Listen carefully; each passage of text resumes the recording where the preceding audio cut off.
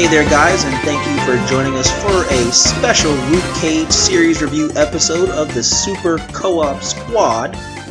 We are the Super Co-op Squad, and every week we normally sit down and we review games, movies, comics, things in the industry. Today though, we are sitting down and we're going to be discussing Luke Cage, the Netflix original series. Sweet Christmas. Sweet Christmas indeed. I am your co-host Johnny. I'm joined alongside Garrett to my left. Hello. And Joshua directly in front of me. How's it going?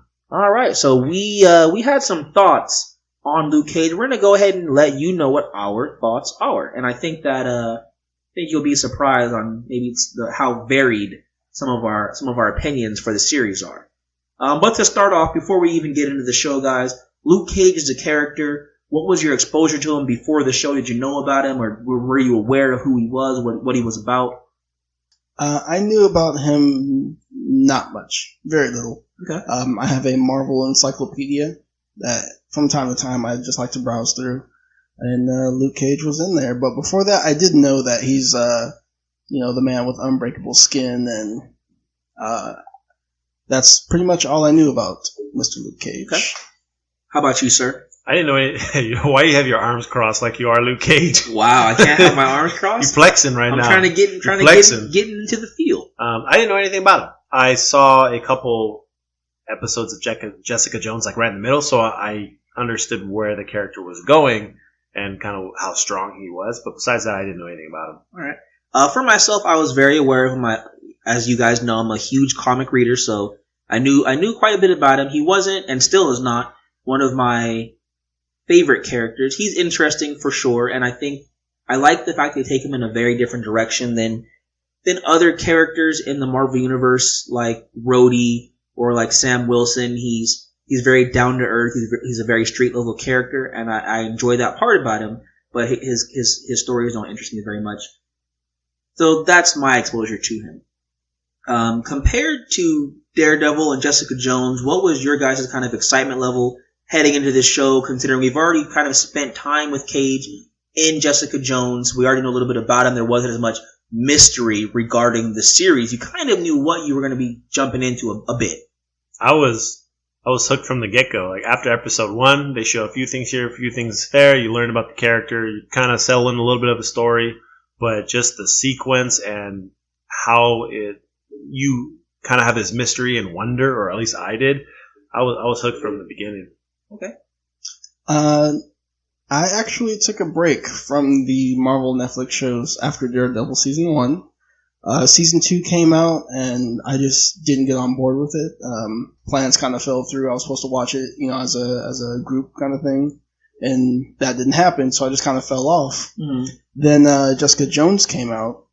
No, Jessica Jones came out before season 2. Right, so Daredevil 1, then Jessica Jones, okay, then Daredevil 2. So I watched the first episode of Jessica Jones, and the Purple Man, Kilgrave, he really kind of freaked me out, like in a good way. I'd like to point out that is a Doctor Who alumni. I understand David Tennant. I know. Yes. I know, 10th Doctor. Yes. Got it. Good job. I do not love care me for some Doctor Who. Do not care. Mr. Doctor? Anyway. Yeah. Anyway, so he had really kind of freaked me out, and in a good way, but it kind of turned me off from the show. I can't exactly explain why, but I was just like, that was too much for that first episode. No. Then Daredevil season 2 came out, and, plans fell through. And I haven't watched anything until Luke Cage came out, and I said, I really want to watch Luke Cage. Mm. Like, I need to watch this before, I get spoiled or anything like that. Right. So, I binged Jessica Jones, and I binged Daredevil season 2 to catch up, and then there was Luke Cage. I made it. It's probably my second favorite so far. Wow, okay. For myself, I don't know if my excitement level was... Okay, so I was excited to see him as a character. I really love Jessica Jones, Daredevil. I thought those are very well made. I was hesitant, and as these guys know, and you will find out, listener, I'm very, very critical of movies to the point, I think, where some people prefer not to watch movies with me because afterwards I'm like, well, did you remember that one little part? And I start breaking it down. So from the get-go, I had hesitancies based upon his power level, even though Jessica Jones has equal strength. She's vulnerable like a human. She can be hurt. She can be stabbed. With the fact that he's unbreakable, that makes it very difficult to put him into situations where he has any consequence to himself as far as harm. So for a superhero, that makes it very difficult for you to empathize with anything that might happen to him. And I was wary of that. And I think they did handle some of those things in interesting ways. Some of them maybe not the right route, but interesting nonetheless. So it wasn't the one that I was most looking forward to out of them all, but it was one that I think was the most different out of everything. And to go over the plot a little bit, or did you want to go over the plot, Garrett? Yeah. Well, like myself. Yeah, go over the plot as far as how the story goes. It's probably better if you do it. I'll admit that. So pretty much the story picks up a little bit later after Jessica Jones has ended. Luke Cage has left Uptown, which is kind of the part of New York that Jessica Jones resides in. The Avengers are in Midtown. Daredevil is in Hell's Kitchen, just so you can kind of know for clarity's sake. He's gone to kind of old roots in Harlem to recuperate after the events of Jessica Jones at Pop's Barbershop. He's pulling odd jobs and making ends meet, working as a dishwasher at Harlem's Paradise nightclub. He ends up getting involved with a local crime boss who kills a youngster working at the barbershop. This kind of spirals Cage into breaking his rules, staying out of trouble and just living his life despite having this awesome power. And he kind of goes back and forth with this crime boss as things escalate. It gets bigger and bigger stakes, and it becomes even more personal for him as he begins to accept his role as sort of a neighborhood savior and icon to the people that live around him in Harlem. And that's pretty much the synopsis of the plot in general. Did you like this kind of grounded, down-to-earth story? Was it something you wanted to see, like a bigger action set? I liked it. I'm a sucker for stories, so to see a lot of the backdrop of characters, how kind of the gangster side of it. Mm-hmm. I don't want to say, what's the other term I'm looking for? Thug, crime boss? Yeah. They're all kind of affiliated in one way, but to see multiple sides of the story, you have those that are fighting for territory, others are fighting for drugs and money. So to see all that intertwined in this story kept me interested and involved. And I like that probably the most in the beginning. That's what got me hooked. Nice. I was really into kind of just seeing Luke Cage, honestly. All right. I liked seeing him just try to go day to day having these abilities, and as you said, he's trying to stay out of trouble for the most part and just wants to live life, but trouble keeps kind of coming his way. Right. So I really like seeing him solve problems in ways that we normally couldn't. Yeah, that's very true. I liked what you said, Joshua, about I like that part that you're talking about with crime bosses and how you kind of saw their dealings and their back and forth as they fought for territory. And it was a very different look at the criminal underworld compared to Daredevil. With Daredevil, you see kind of the higher echelon with Wilson Fisk, and he's got all this money, and you see that he's this powerful guy doing these bad things to the little people, but you really don't see how it affects the little people. You don't see the everyman and how these crime bosses and their war with drugs and fighting and killing affects their lives. And in this show, you see it. You see people get hurt, people get murdered, people trying to just make ends meet, and these people are just terrorizing their lives in their neighborhood. And that's something that was really cool and very different from the other two Marvel Netflix shows so far. Yeah, and they do it from the get-go. Like, you see people that are slowly being introduced and how they're involved with each other and how the city is, the focus is the city, and it's one big unit, one big family broken up into multiple pieces, whether it be your friends, your family, and then you have the crime, and then the bar. And it's just, it all ties together in the end, but just to see all the dark sides of it. And I liked how in the first half of the episodes, they always had someone staging in that bar, and you had kind of got that jazzy feel to the music, and then they played that during the sequences. In Harlem's Paradise? Yeah. Okay. So I enjoyed that, and they had a couple guest appearances and some faces you may or may not recognize. Yeah, no, I thought the Harlem Paradise singing and the performance scenes were very well done. And then, in case many people didn't know, all of those performers were well-known performers from previous times. And a lot of them came from Harlem or had a lot of performances in Harlem. It was really cool to see them kind of add that in there. I'm actually on the opposite side of this. Really? As good as the music was, because the music was good, they always implemented in the middle of a scene happening. Like they would show the stage and people singing, then they would cut to something that's happening for the story. And it kind of actually annoyed me because I really want to see what's happening in the story, but you guys keep cutting back to people singing, and I'm not trying to watch people singing. I want to see what's going on. All right. Well, so I'm actually on the opposite side of that. Yeah. Sometimes it works and sometimes it doesn't. And that's, I definitely respect the opinion on that. But I think sometimes kind of going that back and forth, it adds that layer of drama. Like, something's going to happen and then you kind of get pulled away from it. And then they take you back into it. But I understand where you're just like, I just want to see the guy get punched or stabbed. So you talked about that, like, I just want to see the guy get punched or stabbed or whatever. Look at those first few episodes. Did you like the flow? Did you like kind of where they went with it? In the very beginning, you kind of see how he's living his life. Ends not meeting too well. His landlady's like hunting him down, literally taking money out of his pocket on the street. Just, that's not enough. You kind of see that he doesn't have the respect that, honestly, a man of his ability should have. And you kind of see the pieces moving around him with the youngster getting involved with the hitman stuff. Chico. And Chico and Pop's barbershop and how that influences the entire neighborhood. Was this a good way to kind of introduce the show? I think so. Because they did it in small little pieces, you didn't get too much revealed to you all at once. It was almost like a puzzle where you knew where the pieces were going. You just didn't know what the picture was going to look like. Right. So when you take Chico, for example, you don't know who he is at all. You just know he works in the shop. He has the gun.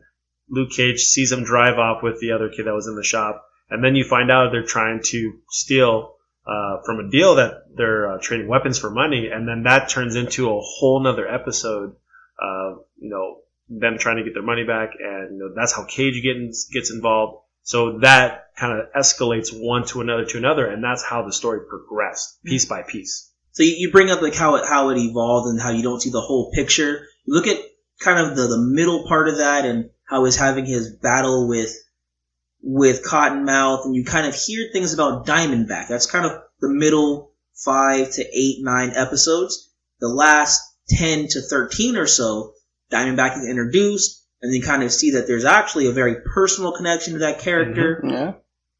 For me, this was a problem for this way that they introduced all these pieces. Did this work for you? Where you guys found how the plot came together and how the story evolved? I actually had no problem with it. I did like how it all kind of came together, and you kept hearing whispers of Diamondback, and Diamondback's not going to like that. Right. And, for a while, I was like, okay, well, who's this Diamondback? Who's this big bad? Is he someone... honestly, I was like, is he someone from one of the movies? Some kind of, underground crime boss or something like that. And to find out that there's a personal connection between Diamondback and Luke Cage, I liked it. So I had a problem with this, and here's why. It felt very like middle of the day soap opera-y, where for just randomly. This big crime boss is his older half brother that he never knew was his half brother, but he had a relationship with the entire time. I felt it would have been better served. You could have that happen, but I wish they would have shown in the first few episodes a larger portion, maybe not all at once, but broken up, of Luke Cage's life. Maybe showing his prison stuff. They waited till like 6 or 7 to do that. Showing his life with his father a little bit and his mother. And then maybe showing a relationship with what you assume is his friend, Diamondback, Willis Stryker. You see the relationship they have, and they don't maybe then let you know that he's Diamondback. Maybe Luke Cage calls him D for short, or something of that nature. As they begin in the present of what's happening in Harlem, they talk about Diamondback a little bit, and then as you start learning, he had this good friend. No, they're not friends anymore. Maybe in the flashback he learned that it's his younger brother. And now that in the present, in episode 9 or 10, when they finally show Diamondback, now you realize that's his brother. That would have been a lot bigger of an impact for me than just, Diamondback's here. He's also my brother. I didn't like that too much. I felt that was a little cheap as far as a setup.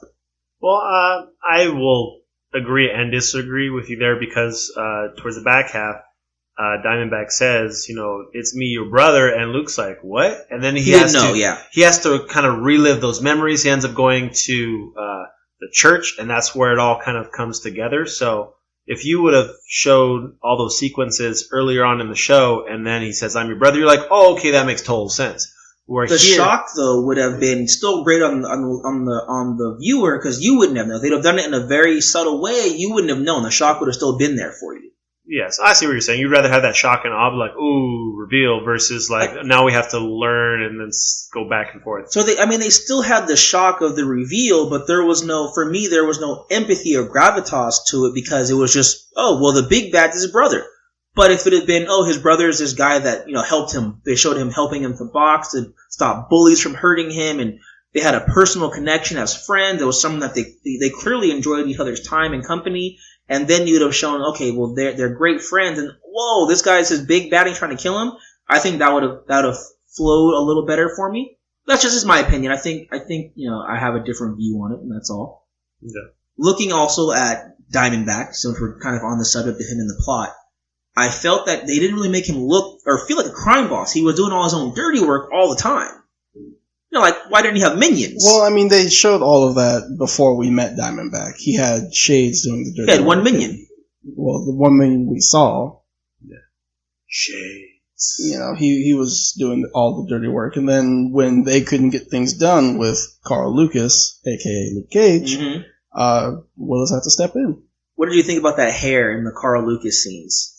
Yo, that fro just got out of control, and that beard too. He had a beard fro, and his beard was like almost a perfect spear to his hair. I get why they did that. They had to make it so that there was an actual reason that Shades didn't recognize him. Because if he had short hair or very thin hair, it would have been obvious that Shades should know who this guy is. Right. He just beat the crap out of this guy in jail. He would remember him. Yeah. So they had to make his hair crazy, but it was still like, come on. Yeah. I don't know why they call Caveman Luke Cage. I don't know why they call him Shades. Are you serious? No, I'm not kidding. He's wearing shades, man. Day or night. I'm just kidding. So some of the themes in this he wears his sunglasses at night. That's so weird, dude. Wearing shades in a nightclub. Nothing sketchy about that at all. Oh man. So some of the themes in this are very current event type themes. They talk a lot about like inner city problem. They talk a lot about different historical people in Black history. So it was a very different vibe, very very centered on what's happening around our culture and our country right now. Very different than Jessica Jones or Daredevil. Was this a good fit for that show? Is this something that should have had that grounding, or would have been better served to just make it not date the show? I liked it. I think it fit real well, especially when you take this, in this particular sequence, the city of Harlem, which is primarily a Black community, and then you focus on, for them, they focus on what was trying for them. They had Black leaders in the past that represented something, that meant something, that fought for freedom. And that's why they had buildings and libraries and streets named after them. So when you take that, it turns into a powerful message, and it actually relates throughout the series when you take the councilwoman, for example. Like Mariah Dillard? Yeah, what she had envisioned for that city. And then you tie that back to, the people of the city. This is what we stand for. We're a community. This is where we came from. And this is where we strive to be to continue that legacy. Yeah. So I think it fit real well. I agree.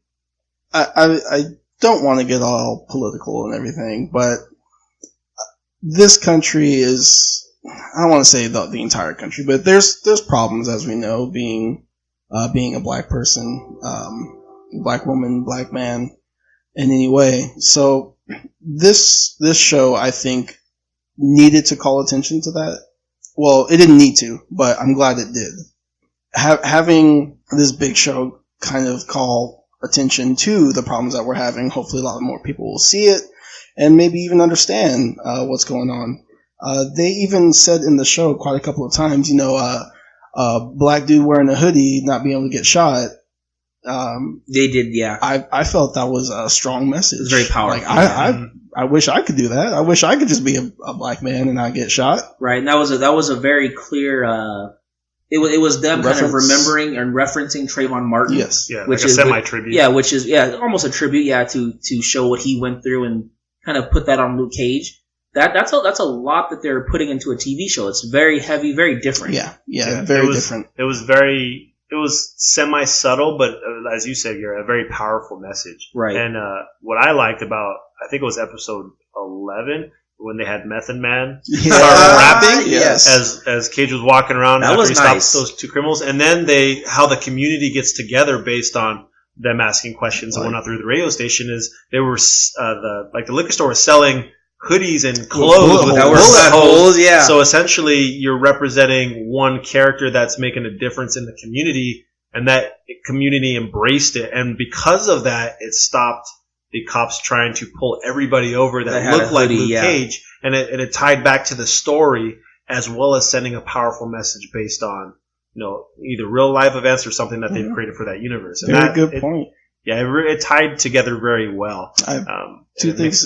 Go ahead. Yeah. Go ahead. Two things to say about that is one, I'm not gonna lie, that whole Method Man scene kind of got me a little teary eyed. Really? Not gonna lie, like it hit me. It hit me. I enjoyed that scene. I thought it was talking about in the liquor store? No, the whole scene, the community coming together and everything, and him rapping. It kind of showed that this city has love for you, Luke Cage. Thank you for what you're doing. That's why I got out of the song. And two, Marvel can make a lot of money selling hoodies with bullet holes in them and just saying Luke Cage. I don't know, man. They might go under some fire if they do that. Put a Marvel tag in there, and boom, look at you. You're repping Luke Cage. Yeah, and I mean, it does say a lot for the character. It almost was an homage to the character itself in the comics, not just the character being portrayed by Mike Coulter, because Luke Cage was one of the earliest Marvel African-American heroes. He's one of the only people to have led the Avengers. As far as I know, the only African American to lead the Avengers in any way in the comics. I'm not even sure Captain America, Sam Wilson, Falcon, whatever you want to call him, has done that up until the last couple of Captain years. Falcon, Captain America, Captain Falcon. I see what you're saying. I see what you're doing there. He's leading the Avengers now, but up until that point, I don't think he'd ever led the Avengers. So for a character to have done that, way back when is a mark on him. And that's something that a lot of African Americans don't have the ability to look for. They don't have a superhero they can say has been an Avenger, has led the Avengers, though. He's got some stuff to, he leaves a mark on that culture.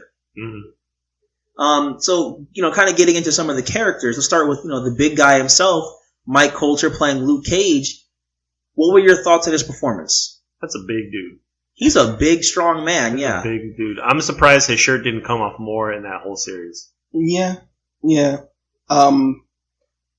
From what I've heard from outside sources before watching the show, I'm hearing, he's good at being Luke Cage, but when it comes to more emotional scenes, he doesn't really deliver. I can kind of see where they're getting that from whenever he has to speak seriously or almost like have emotions in him. I see he's not as strong as an actor, I guess, or maybe character. Mm-hmm. So I do see that. Other than that, I think he was real good at just beating dudes up and just walking while getting shot. So I have a quick point just to throw at you for the, you talk about the beating dudes up thing. I had a big problem with the fighting choreography. I mean, you guys know me. I'm big on fighting choreography. I like to see well done scenes. I look at things like the original Matrix, look at things like Lord of the Rings. I like the camera pulled back and good scenes of me seeing a fight progress. Much like Daredevil season 1, Daredevil season 2 had some issues a little bit. I didn't like how they just made him this guy that throws people. Well, he's really strong. Right, but okay, you could, punch someone, slap them. I don't know. I thought that was funny whenever you just slap some dude upside the head. He knock him out. I thought that was really funny. Yeah, but to have this guy walking around doing kung fu, Johnny, I'm not saying he's got to throw kicks and he can punch. He can be a bruiser. He can be a brawler. I reference Jessica Jones. In Jessica Jones, he has a couple of fight scenes where he's fighting her, and he's fighting to help her and save someone. In those scenes, he's fighting. He's taking punches. They don't do nothing to him, and then he throws a guy. He punches a guy. Like he backhands him. I don't know. I felt they should have had him display a little bit more raw power at times. I just don't see what else they could have done to have him punch somebody. He punched many people. He punches many people. I just don't see what else they could have had this strong character do without him just now becoming a murderer. as they tried to pin him. Yeah, they did try to. They really hated that guy. I don't know. It was just a me thing then. Just the fighting part. It didn't excite me like that. I watched, even though she didn't fight as much. When I watched Jessica Jones, when I watched Daredevil, I felt more excited for the fight. I didn't feel so for him. Well, yeah, Daredevil's a martial artist. No, I mean, Luke you're right. Cage is not, and if you need, spin kicks and shoryukens, wait for Iron Fist. Right? Yeah. That's gonna be good. So, well, let me ask you, since we're on the subject. Number one, did you like the mini Fight Club scene when he was in prison? The underground fights. I did, but they didn't show enough of it. No, they didn't. It was okay. They just showed like a couple of blows, so it wasn't really what I wanted. But they were interesting. But what about the end game when he's fighting his brother? We gotta wait because I got words for that guy. Okay. Oh man. Wait up. Yeah, but I thought Luke Cage did a really good job getting back to him or Mike Holt did a good job playing Luke Cage. Yeah. I didn't like the scene where they tried to make him kind of jokey, like at the end there with Rosario Dawson, Claire Temple. Yeah, I love her. She's all right, man. That's Garrett's girl right there. They kind of had a lot of playful banter, and I don't know, it felt kind of forced at times. Yeah, I can see that. It was corny. A little bit, yeah. I mean, when I saw them starting to get close, I'm like, no, Luke, no. You're supposed to be with Jessica. So let's get into Claire Temple a little bit then. I love Rosario Dawson as that character. Rodall. I think she's a great go between or go through for all of the series. The link. She's doing really well. I love it. But man, can you please not make her everyone's love interest? Like that's the one part I was like, come on, just let her just be platonic with this guy and just be friends. Like, you don't gotta kiss him. I felt it was gonna be that way until like the last episode. To the very end. Yeah. I didn't like it. I did not like it. This was not needed. Yeah, like I felt that way in Daredevil season 2. I didn't like the fact that I don't even remember her name. Yeah. Karen Page. Karen Page has a mini relationship with Matt Murdock. Just let her be her. Let her be a strong woman and not have to be this man's love interest. Well, I mean, aren't in the comics? Aren't they a thing? Isn't it Karen and Matt? I don't read Daredevil, so I couldn't tell you. I think they're the couple. And if that's the case, I feel a little bit better about it, but I don't feel it's good for this character. But if that's that makes me feel a little bit better about her. But Claire Temple, she's a major character. Claire Temple does not need to be everyone's love interest. I think it was more for Luke Cage versus Claire. I think because Luke. He gets enough sweet Christmas. You don't need her sweet Christmas. He has enough coffee. He had all we know is he had coffee once. True. He was about to get That's coffee. not true. In Jessica Jones, he has sweet Christmas coffee with Jessica Jones, and like 2 nights before that, Jessica Jones watches him take a woman up to his room for coffee. Yeah. Well, I remember I didn't watch Jessica Jones to its end, so I don't know that. I'm just talking about this show in this timeline for this show. I mean, they show this dude, theoretically, he hooks up with Misty Knight, and then now he's already putting the schmooches on Claire. I don't know. I just wish. Well, she kind of saved his life, so you have an affection for someone. Oh, so saving your life means you got to have some sweet Christmas with me? Yeah. He owes her now. Yep. Wow. He owes her. Yeah. Wow. Okay. Women on here, they're gonna send some mean emails. Remember, this is not me. No, it's Luke that owes Claire. Claire wants. Oh, okay. Claire wants. No, it's not the other way. I don't like it, but I mean, she did a good job as a character. I wish they'd have given her a little bit more to do. There's specifically that scene in I think episode 12 where they're in the nightclub and she's like hiding and staying there as this mayhem is going on, and Luke like sees her and he's like communicating with her like through words or through gestures and whispered words, and I'm like, get out of the nightclub. What are you going to do in here to help him? You can't fight. Not a martial artist. I'm not leaving you behind. Like, what are you going to do? And then she got herself held hostage. And I get it. It was a plot device so that she could later help him as Misty Knight got shot. But yeah, she did. It was just stupid, in my opinion. I don't know. Get out of the nightclub. I thought it was cool that she kicked that one dude's ass going down the stairs. Shades. Well, I mean, the other dude where she's like, we got to go. Yeah. I got to get this medical stuff for Candace. But other than that, I think she's going to be integral to the Defenders, so that's pretty cool. Oh, yeah. Candace. All right, so let's move over to the other female protagonist. We have Mercedes Misty Knight, played by Simone Missick. How do you guys feel about her as a character? Does she actually, like, anyone that knows, listeners, if you know, please email. Does she actually have powers? Because I feel like she has powers. So she doesn't have power. She has a bionic arm or a metal arm. I don't know what you want to call it. She has a fake arm. So that was a big, like. You're lying. I'm not. It's like a hit Easter egg, like funny little thing. So remember when you remember you remember when she got shot? She got shot and they're talking about, oh, you're gonna lose your arm, or if I don't stop the bleeding, you're gonna lose your arm, that kind of thing. Oh yeah. So that's a real thing? Yeah, so I don't know how she lost it, but she's not supposed to have an arm. Wow. Like, so later on it probably just falls off.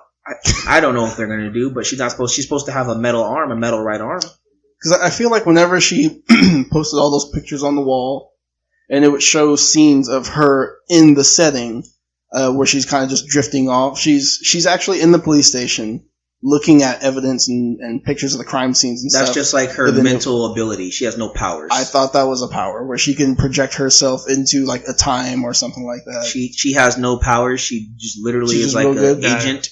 Yeah, she said that was her like ability. She could like gather clues based on pictures and then place herself in there and kind of reenact what happens. But the way we see it, which I thought was really well done, is it puts her in those same scenes as if she was there. So that was interesting to see, especially in the beginning when she kind of imagines how the shakedown went. When gosh, I don't remember his name. When Chico, what's the other guy's name? Didn't want to start with a D.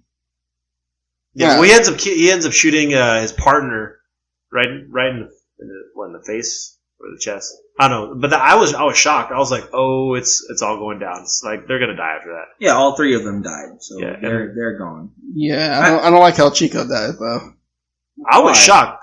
Yeah, I was shocked. Did you think Chico was gonna die from the detective Scarf? I had an inkling that he was bad. I don't know. But not like that. He's like he was in the maybe middle of a bite. Dirty, he was in a little bit of a bite. He's like, yeah, it's hot. We cool. He takes off his tie. I saw him taking off he turns away from him and then like immediately. Yeah, just grabs him and then chokes him out with a tie. I saw him messing with his tie. I'm like, why are they having him do that? That's weird. Yeah. It's not that hot. It was a little bit of a shock, but I did see Scarf as dirty, so. That dirty? I mean, that early on, you were like, no. I don't know. I mean, it wasn't that early in the show, but yeah, I saw him as dirty. They had to have a bad cop. There's no way they couldn't. Well, apparently, like half the station are bad cops. Yeah, I mean, that's something they talked about in Kingpin and Daredevil with the Kingpin. So, yeah, I thought Misty she played her role fairly well in the beginning as a tough, detective and doing her job. I did not like the fact that she slept with Luke Cage in the first episode. First of all, if you are casing a nightclub and you are undercover to find out information about Diamondback, why would you sleep with someone that works for him? You have to keep up appearances, Johnny. You have to keep up. If you're undercover, okay, hold on. She's not even undercover because then she's patrolling the neighborhood as a detective like the next day. Who are you undercover from? She's not undercover anymore. You understand how undercover works? So if I'm an FBI agent, I can't be FBI agent with the crime boss of the mafia and then show up at his house with my suit and tie on as an FBI agent. I'm gonna die. So didn't like that. First, let's just get that out of the way right there. I also had a problem at the end where they just made her like so broken down and weak with the scarf thing. I get it. I get that she, it was her partner and she felt betrayed, but it was just, I felt it was too much of like her being broken. I don't know. I think they did that the way it probably would have panned out in real life. Is you're working with this person for, so long, so many years, and then you find out that they've been dirty and that they've been, taking money, killing, the whole all time. That kind of stuff, the whole time. Right. And you had no idea about it. You probably told him all your secrets, guys working that long.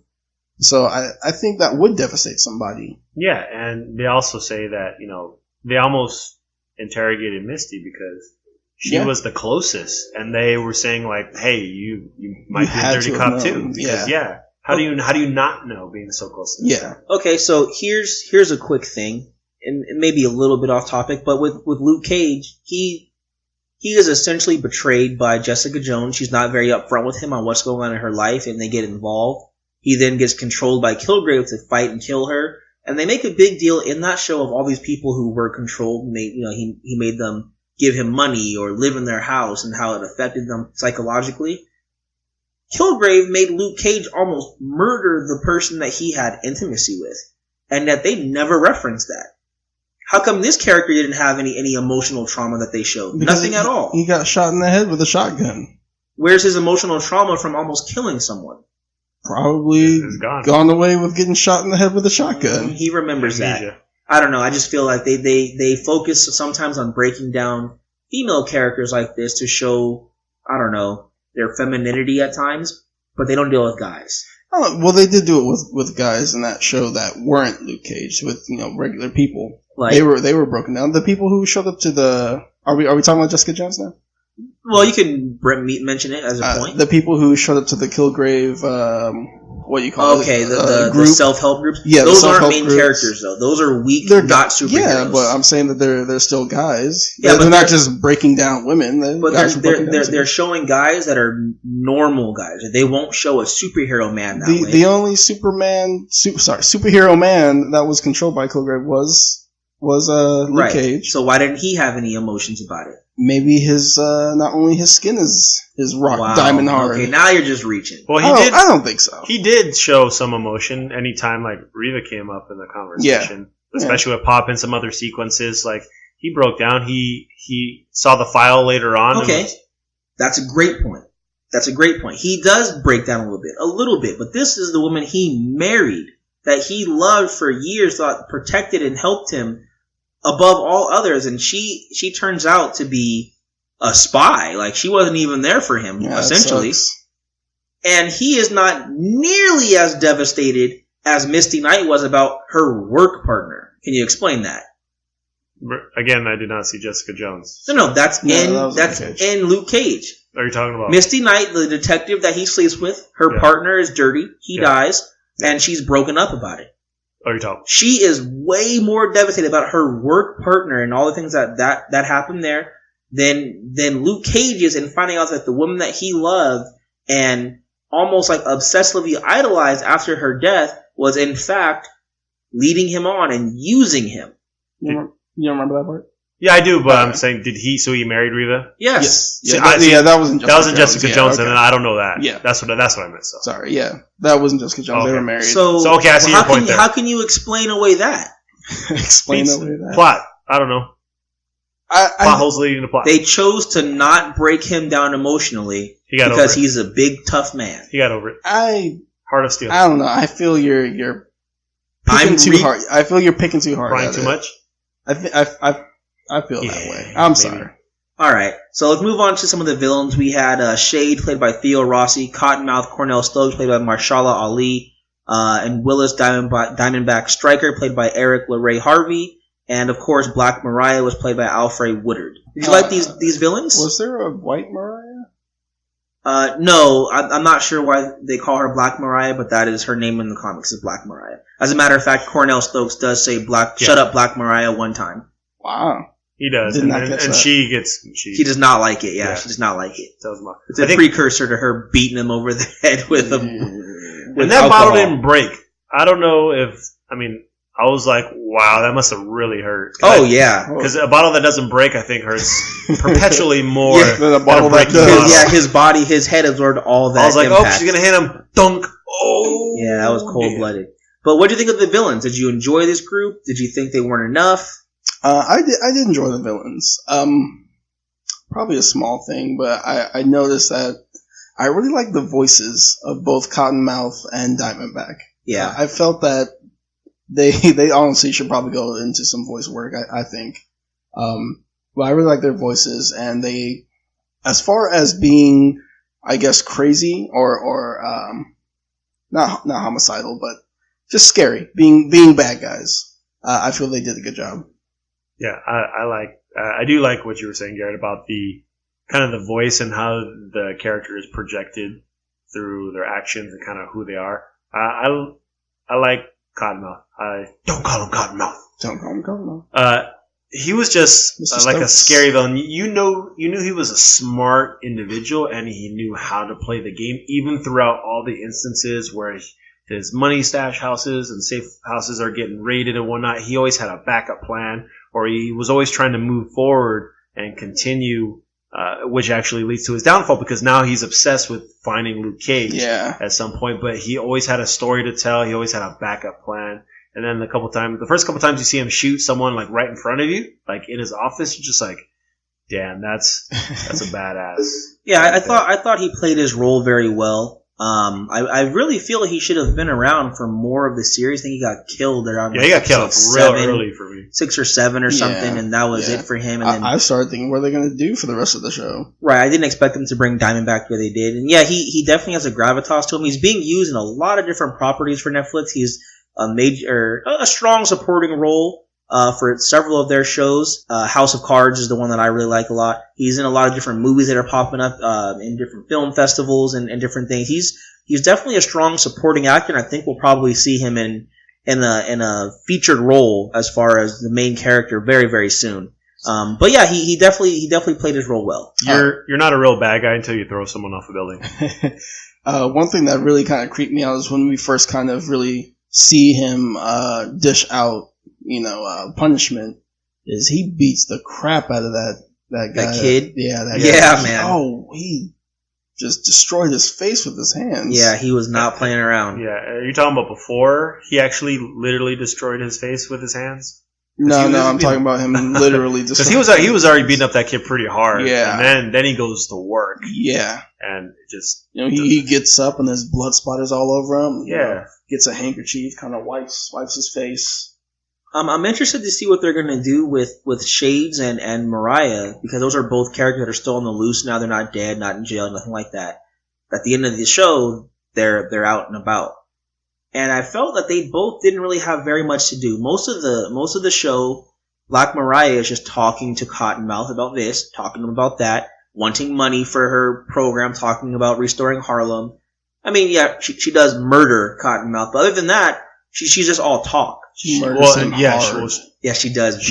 But then she snaps, and that's where Shades comes in, and as you always like to say, Garrett, talks to someone to further the plot. Yeah, she doesn't do very much for herself. It's all just Cottonmouth or Cornell, I'm waiting for you to do this. I need you to do this to get this, and I need to do this for my campaign. That was the kind of character she was, playing more of the politician role, trying to save the city, but then she snaps. But even in her politician role, it's not like, well, I'm a politician and I did this and now I affected this. It was just speaking. She only has a few instances of her political ability affecting the story, and that's kind of a little bit with making people dislike Luke Cage, although that really wasn't a factor. It was more so Cornell stealing from people and saying blame it on Luke Cage. And then at the end, they off camera have her, or they use exposition and say that she's talking with government officials to have them use the new guns against Luke Cage, which they never even use. So it just felt like she didn't really have enough to do, in my opinion. I think it's just a build-up for the next season. And I actually thought it was a good shock twist towards the end, because you're like, okay, she gets arrested, Shades kind of disappears again, like, what's going to go down? And then they get back together, and then they formulate one last plan. And, then you find out Candace gets shot because Misty loses her phone, and then Mariah gets out of jail, and then everything goes back to normal for them, and now she's kind of in the crime boss role, but doesn't want to be in it, and lets Domingo kind of handle that, and it's just... You see, I'm not looking forward to that. I did not think that Domingo's dead. Oh, yeah, well, before he died, I'm sorry. I didn't think that she was a compelling enough character for me to go, oh man, I can't wait to see her as the villain in the next movie. Yeah, or next show. I agree with that. And somewhat off topic, do they really need a relationship between Mariah and Shades? Oh my gosh, I forgot about. She stared him down and then kind of bit his lip, so gross, and then just like walked away. Shades smiles. Yeah, look what I got. Getting me some coffee tonight. Mm-hmm. I just felt that was.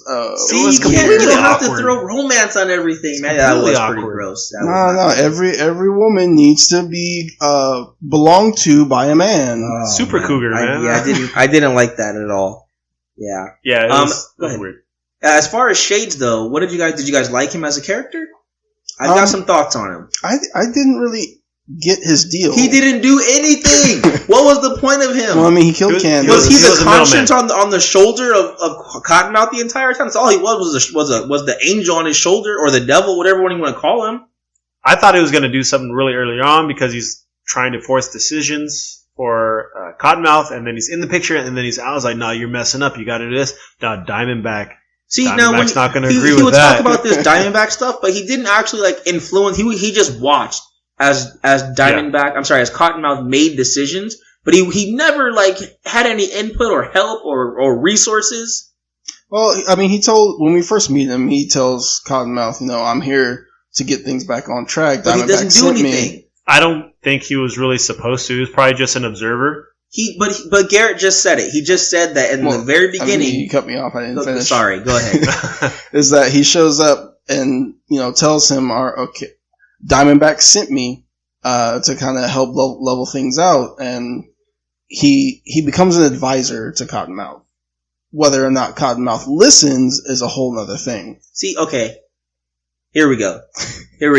So real debate. Zip goes to Paul's barbershop. Yeah. With Shades and lights the place up. Almost. No. Zip it was not Zip. It wasn't Zip. Okay, it was the other guy got thrown off the roof. Yeah. And he lights the place up, and Shades is standing right there. Yeah. Later, when this man gets thrown off a building, Shades goes, "I was there. I didn't do it, but I told him it was a bad idea." Which he did. Yeah. If your job is to be, if you are the direct hire of the big boss, who is now in town to dictate what needs to get done to make sure things get on track. If you know this is a bad move, why would you let him do it? Why wouldn't you tell Cottonmouth? Why would you I'm going to just follow you along? Well, I don't think Shades knew that what's-his-face was going to shoot up Pop's barbershop, as well as I think Shades was more of just to inform and keep things on track. Basically being a spy. He was a spy for Diamondback, is what I'm getting at. I don't think he was ever really, his intent was to help Cottonmouth, just that this is what Diamondback says he wants, this is what I'm gonna do. I just felt he didn't do anything. He says, I'm gonna do things, or there was never like a point where he would be like, okay, Cottonmouth, you should do this, and this, and then he says, "No, I'm going to do this. I don't care." That never happened. That's exactly what happened. Wait, when? Shade says, you don't want to do this because if you do this, Diamondback's going to be here." And then Cottonmouth goes, "Make the phone call." He does it almost every time. I do remember that. And then that's how he introduces Judas. He's like, "Hey, I want to show you something," and some influence. Okay, Shades he did a little. The middleman of control, kind of persuaded. I just felt he had more screen time than was necessary. Oh, a lot more. Yeah. But then he disappeared for like 3 episodes. I'm like, this is great. He was gone for a little bit, and then he shows up randomly one day again. It's like, gosh, this guy. The only part that I loved with him was when he was in when he was in the elevator. No. When he was in holding. When he was in holding, and Detective Misty Knight, her boss is interrogating him, and tell me this, tell me that. Who are you working for? He's just like, lawyer. Yeah. And then she's like, if you don't tell me, you're gonna get 20 years. I'll throw the book at you. He's like, okay, really? Okay. Yeah. Really? Are you sure? All right. Well, I'll tell you everything I know. We were in the club, and it was this man, and his street name is Lawyer. Oh man, man, he played that so well. I thought for sure that he was gonna like start mouthing off. He just was like, "Nah, lawyer, give me my lawyer." Oh, that was awesome. Yeah, I think he was this filler in my opinion for a lot of times, but then he gets nearly strangled, and then he takes the guy's gun and just goes off, and I was just like, "That's awesome." The elevator scene. Yeah, that was nice, very nice. All right, guys. So that's pretty much what we have on the show, except for actually we forgot about Diamondback himself. Yeah. What are your thoughts on Diamondback overall? I think it was only really intimidating when he actually shows up to the party and then just wrecks like most of the heads of all the other gangs. He just shows up. He's just like, "Hey, So I wasn't invited. I didn't think that he did a bad job. I think they just used him poorly at times. But every time he was on screen, he elicited fear. Like, he gave me fear because I never knew what he was going to do. Like, you know, when you watch the show for the most part, like, you knew, like, whenever Cottonmouth and Mariah were in a room, except when she killed him, you knew for the most part that they weren't going to kill each other. Like, they were safe.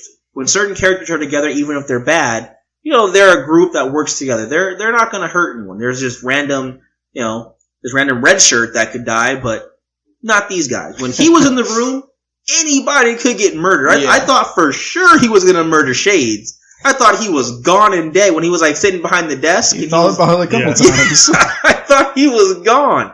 So, like, whenever he was in there, I thought the whole show could hinge on this guy just being a psychopath and just murdering everyone. Yeah. So, which was cool to have him on screen. Yeah, I liked when he first shot Luke Cage with the Judas bullet, and then he goes into the theater, and then he's just kind of telling the story, and then you can tell there was some tension there, and they were just fighting and punching all of Luke's wounds, and Luke's trying to fight back. I thought it was pretty cool. So with the Judas bullet, did you have a point you want to make on Stryker real quick? No. So with the Judas bullet, I had a problem with that. I had a large problem with that. A huge one. A huge problem with this bullet. What is your problem with the Judas bullet? Okay, so the problem is not the bullet itself. Okay, you made a bullet that spins like a whatever. Okay, you made a bullet that can hurt him. How come at the end of the movie, or the end of the series, he shows up in his, you know, hammer suit, his super suit, ready to fight and brawl it out? Why does he not have the gun to kill Luke? If his goal is to kill Luke... Because he used the last bullet. No, he didn't. The police... He did. Yes, he did. He used the bullet, yes, but they had, like, lesser Judas bullets that they were providing the police. He didn't have any of that. No. Yes, he does, because it was him and he was using Mariah to dictate the terms and the deal to be the middleman to sell them these guns and bullets. Yeah, I think he sold all of them, though. You're saying that he wouldn't have kept some bullets of his own to murder the man that he hates? The man that he is doing this all to kill? Well, because the whole point was to get the police to do it. That's why he gave them the Judas bullets. That's a lot of what if. I can't see it. Well, that's dumb on his part then. I mean, for this guy being a crime boss, it just seems like a wide error there. Yeah. I don't think he expected Luke Cage to go to the Paradise, and Luke Cage just kind of randomly shows up, and then he just didn't have anything. Right, not right then. I'm talking about at the very end of the movie when he comes into Paul's barbershop with his raggedy hammer suit. I think that was just a personal vendetta, and you can see in the semi flashbacks it ties back to boxing. I think he just wanted to fight him 1-on-1 at that point, see what he was worth. I can't get down that. I can see that. When they did that, I was losing all credibility with the show. I had a problem with that fight though. I couldn't tell if he was losing or not because the suit just kept. Yeah, just got back up. I mean, at first, there's the first time they call attention to his engine in the back of his suit or whatever. It's making some noise, it's whirring or whatever, and then Luke kind of looks at it. I'm like, okay, cool, he knows what to do. Yeah, he's gonna rip it off. Just rip it off and attack the engine. Never happens. Never happens. And the solution to the fight is just let him beat me up. And then, what, did he just get tired? Is that what happened? He rope-a-doped him? Yeah. Diamondback just gets tired. He's like, okay, well, now, luckily I didn't die from all those attacks. Now I can fight back. Well, the whole time I was thinking, just punch him in the mouth. Like, he's got this suit on, but his mouth is not protected. Just punch him in the mouth. Open. I don't understand why he didn't just rip off the engine. The whole time I saw the engine, I was thinking of Frylock.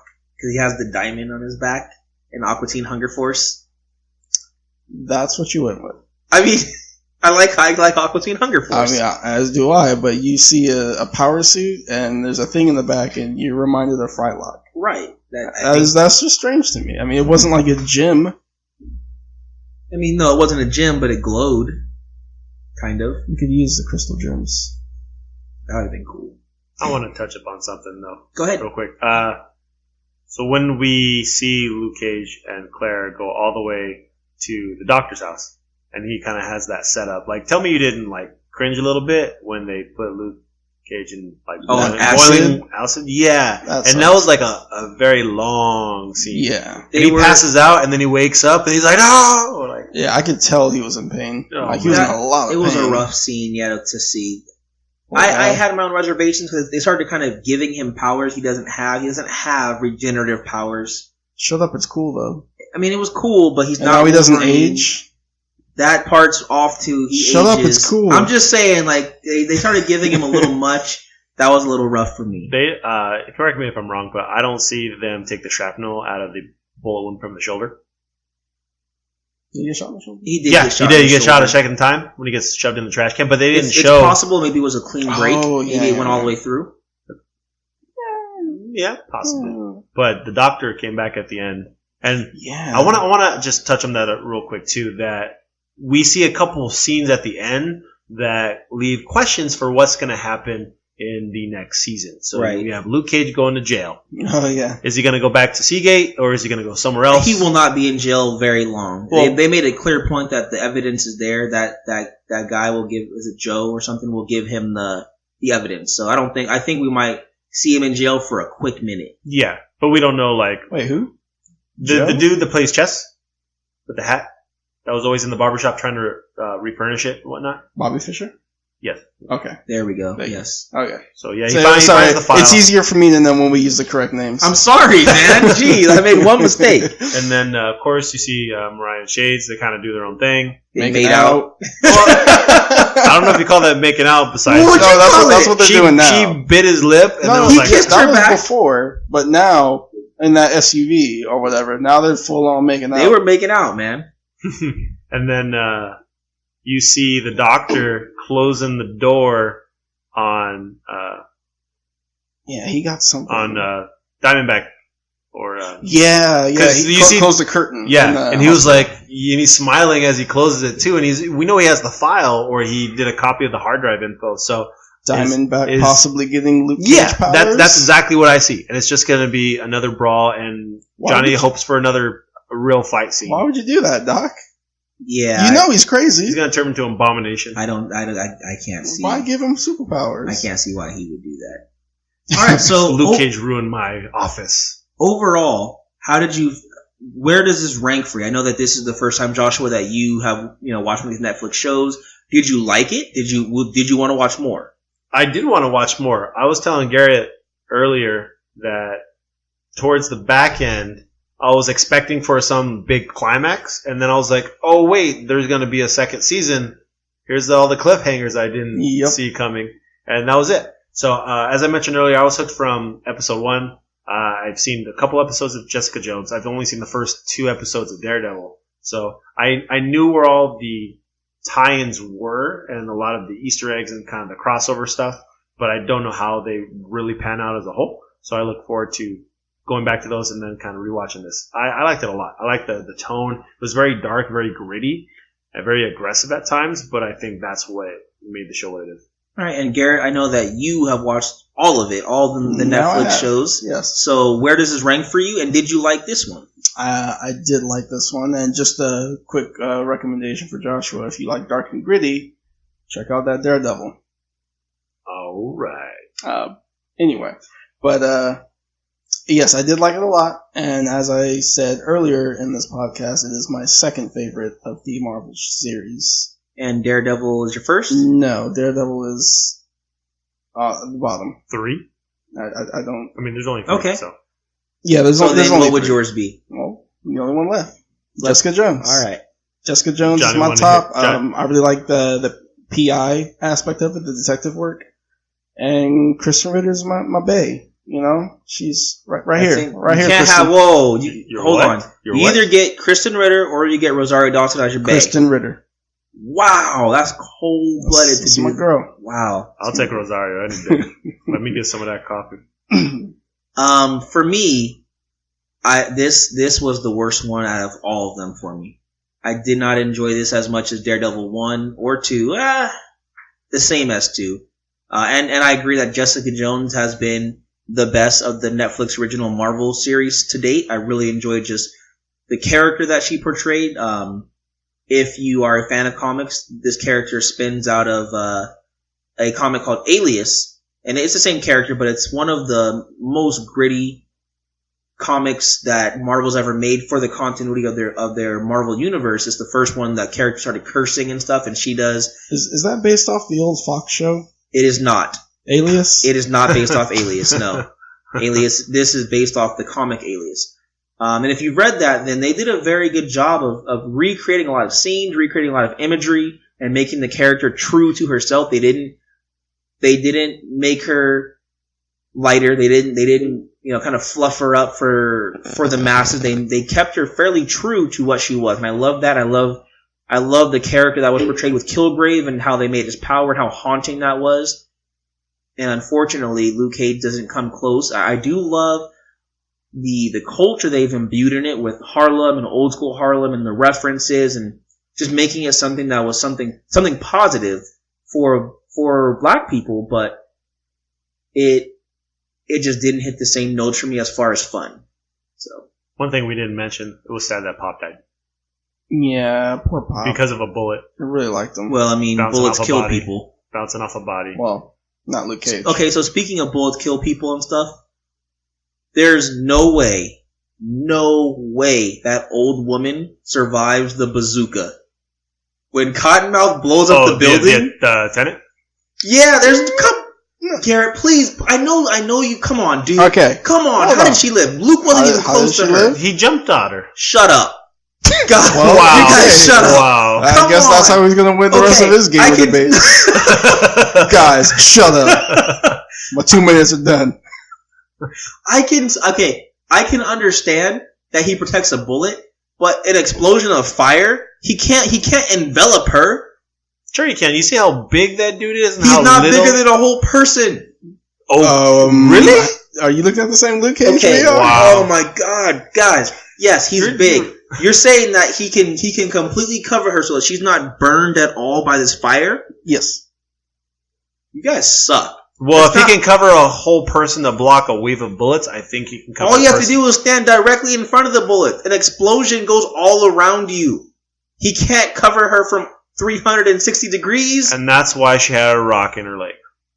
That's why she had a rock in her You leg. guys suck. Oh my gosh. So you're saying that she should have died? Yes, There would absolutely. have been no context on him trying to tell his story or save her later. He could have told her story and she never is featured in the show again. They could have let her die. It would have made no difference Actually, to I the don't show. think we ever did see her in the show again. That's what I'm saying. You never see her again, so it didn't matter if she lived. Saving oh my it for God. season 2.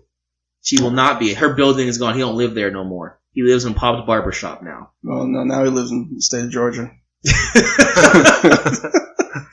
And Georgia Penitentiary, Seagate. So just that was the last quick thing. Anything else before we wrap this up? So I have a question for you, Johnny. Yes. Since you said this is the weakest of the 3 that have been out so far, Yes. do you think the next 2 or 3 series that they're making are going to be better? That's a good segue. So they have a few series popping up. So they've got Iron Fist coming out. They have Defenders coming out, which is going to be all of these heroes: Jessica Jones, Luke Cage, Daredevil, and Iron Fist as one group, along with their supporting cast. So Claire Temple, Karen Page, Foggy Nelson, Misty Knight. They're all going to be featured in this. I don't know. Is Foggy going to be around after watching Daredevil season 2? I believe they've already announced that he's in it. And then of course they also already have Daredevil season 3 getting started.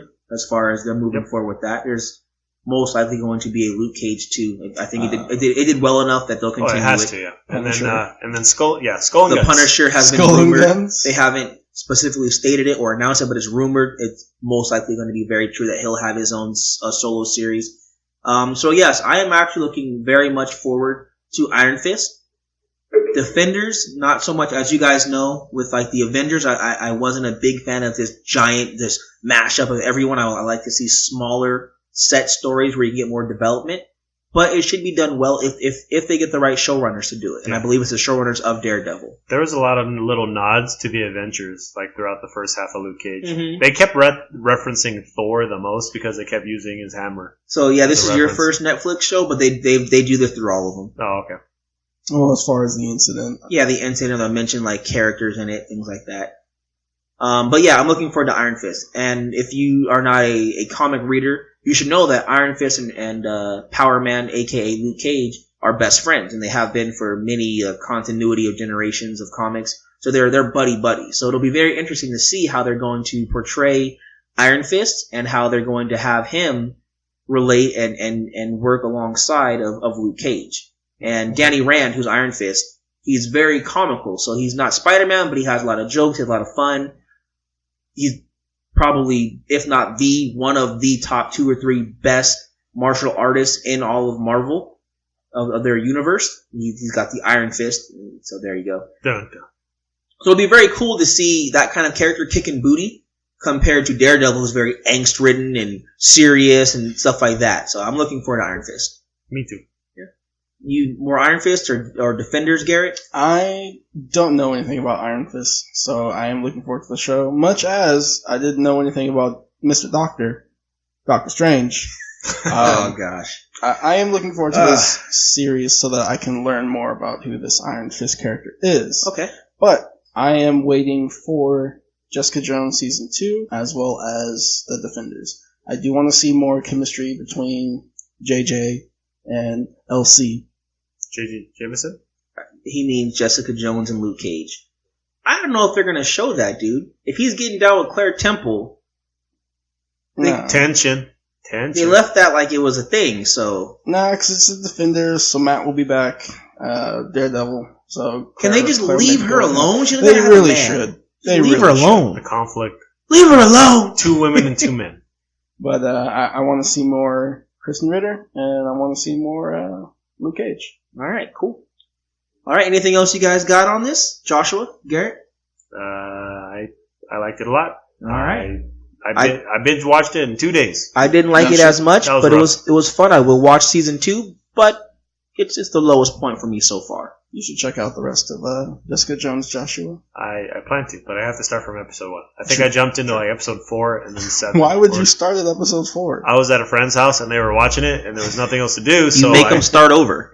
You take the remote and you just start over. That didn't happen. Gotta be tough on the Netflix series. Well, it wasn't my house, so I had to respect that.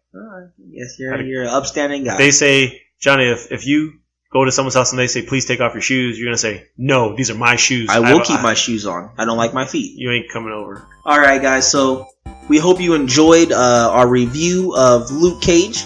If you got your thoughts on it, guys, or something that we missed you wanted to kind of talk about, or maybe you disliked how critical I am of nitpicking some of this stuff, or maybe, had some things to debate me, or join these guys along with just absolutely loving the show. Yep. Leave us some comments, guys. Hit us up on email. That's going to be supercoopsquad@gmail.com. You can leave a couple tweets on Twitter at supercoopsquad, or on our Facebook, facebook.com/supercoopsquad. We'd also love a review, guys. Let us know how you enjoyed the show. So hit us up on iTunes, leave a review. And of course, any of these ways you reach out to us, it has a chance for you to win some swag, some free video games, some free pop figures, some free other content, some E3 swag. We've been holding on to for some while, trying to figure out what to do with it. And, mail it out to you seems like a good way to get it out to people who might like it. It'll be like Christmas. It'll be like sweet Christmas.